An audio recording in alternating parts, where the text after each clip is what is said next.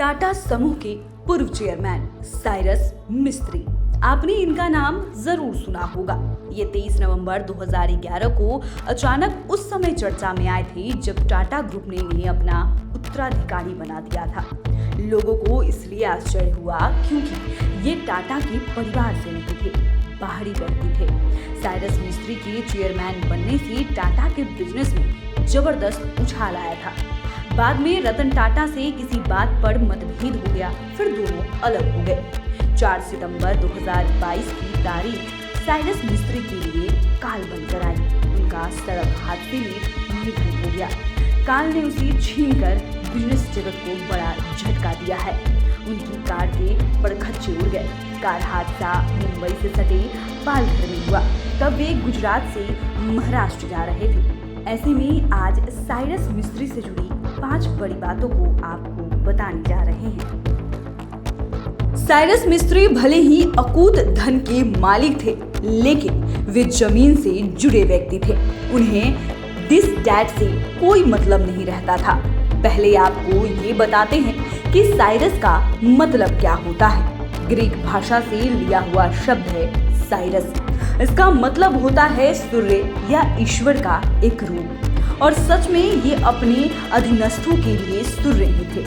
नाम की तरह बिजनेस जगत में चमकते रहते थे। तभी तो इन्हें उद्योग जगत के मसीहा रतन टाटा ने पसंद कर लिया था। दरअसल रतन टाटा भी काफी सीधे और सरल शख्सियत के मालिक है और लोग कहते हैं कि उन्हीं की तरह ही साइरस मिस्त्री भी थे। ये भी लोगों से बहुत ही सहजता से मिलते थे। टाटा ग्रुप से हटने के बाद भी साइरस मिस्त्री का उद्योग जगत में काफी बड़ा कद था। टाटा ग्रुप का उत्तराधिकारी चुनना काफी मशक्कत का काम था और इस सिलेक्शन में 1 साल से अधिक का समय लग गया था।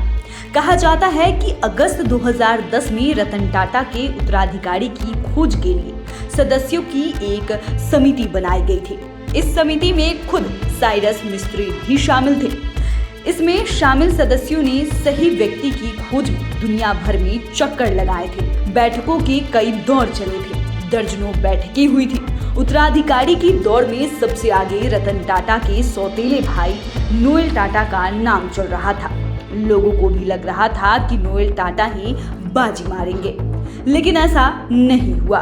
नोएल टाटा के अलावा भी कई बड़ी हस्तियां दौर में थी। कुल 14 लोगों के इंटरव्यू लिए गए थे। उनके कामकाज के तरीके, अनुभव, योग्यता को काफी नजदीकी से परखा गया था। तब जाकर सर्वसम्मति से साइरस मिस्त्री का सिलेक्शन हुआ था। साइरस मिस्त्री को दिखावा बिल्कुल ही पसंद नहीं था। उन्हें इसका भी घमंड नहीं था कि वो इतने बड़े पद पर पहुंच गए हैं। उन्हें रतन टाटा जैसी शख्सियत ने पसंद किया है। दरअसल टाटा ग्रुप के प्रमुख बनने के बाद उसके ठीक दूसरे दिन जब साइरस टाटा के मुंबई स्थित मुख्यालय बॉम्बे हाउस पहुंचे तो वे साधारण से पैंट शर्ट पहने हुए थे, जबकि उनका वेलकम करने वाले लोग सूट बूट से लदे हुए थे। कहा जाता है कि साइरस मिस्त्री की शर्ट में ठीक से आयरन भी नहीं था। उनकी कमीज की बाहें मुड़ी हुई थी और कुछ बटन खुले हुए थे। हालांकि बॉम्बे हाउस साइरस के लिए नई जगह नहीं थी, लेकिन टाटा ग्रुप के डिप्टी चेयरमैन के तौर पर मिस्त्री ने पहली बार कदम रखा था। उनकी सादगी देख लोग हैरत में पड़ गए थे। ऐसा नहीं था कि साइरस मिस्त्री बाद में सादगी में आ गए। इनके बारे में कहा जाता है कि ये स्कूली लाइफ में भी काफी सरल और सहज थे। ये मुंबई के Cathedral and John Connon School में पढ़ाई करते थे।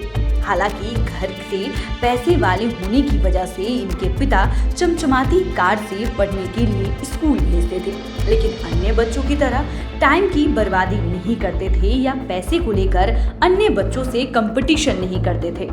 कहा जाता है कि ये क्लास में बिल्कुल साधारण ढंग से रहते थे और बच्चों के साथ बिल्कुल नॉर्मल व्यवहार करते थे, लेकिन पढ़ाई के प्रति उतने ही गंभीर रहते थे। इसके बाद ये आगे की पढ़ाई के लिए लंदन चले गए और वहाँ इंपीरियल कॉलेज लंदन से सिविल इंजीनियरिंग और लंदन बिजनेस स्कूल से मैनेजमेंट की पढ़ाई की थी। इसके बाद जब नई ऊर्जा से लबरेज साइरस मिस्त्री इंडिया वापस लौटे, कि उन्होंने अपने परिवार के पलोनजी ग्रुप में 1991 में काम करना शुरू कर दिया। 1994 में इन्हें शाहपुरजी पुलोनजी ग्रुप में डायरेक्टर बनाया गया। इसके बाद इन्होंने पीछे मुड़कर नहीं देखा था। बता दें कि इनका जन्म भारत के एक बड़े कारोबारी घराने में 4 जुलाई 1968 को हुआ था। इनकी मां एक आयरिश महिला थी। साइरस मिस्त्री का जन्म आयरलैंड में हुआ था। साइरस मिस्त्री के टाटा ग्रुप में चयन होने के बाद रतन टाटा ने कहा था कि साइरस मिस्त्री का चयन हमारी कंपनी का एक अच्छा और दूरदर्शितापूर्ण फैसला है। मैं उनके गुणों, भागीदारी की उनकी क्षमता, कुशाग्रता तथा नम्रता से प्रभावित हुआ। हालांकि 2016 में आपसी मतभेद के बाद इन्हें उत्तराधिकारी के पद से हटा दिया गया था। इसके बाद ये सुप्रीम कोर्ट भी गए और अपने हक के लिए लड़ाई लड़ते रहे। इसी बीच अपने पिता की कंपनी को भी रिकॉर्ड स्तर पर पहुंचाया, लेकिन किस्मत को ये मंजूर नहीं था। ये 4 सितंबर 2022 को अहमदाबाद से मुंबई लौट रहे थे, तभी उनकी मर्सिडीज कार डिवाइडर से टकरा गई। इसमें उनकी मौके पर ही मौत हो गई। उनकी मौत से पूरा उद्योग जगत में शोक की लहर है। तो फिलहाल के लिए इतना ही। लाइव स्टोरीज के साथ बने रहे। चैनल को सब्सक्राइब कर ले। फेसबुक पेज को लाइक करना बिल्कुल भी ना भूले। वीडियो देखने के लिए आपका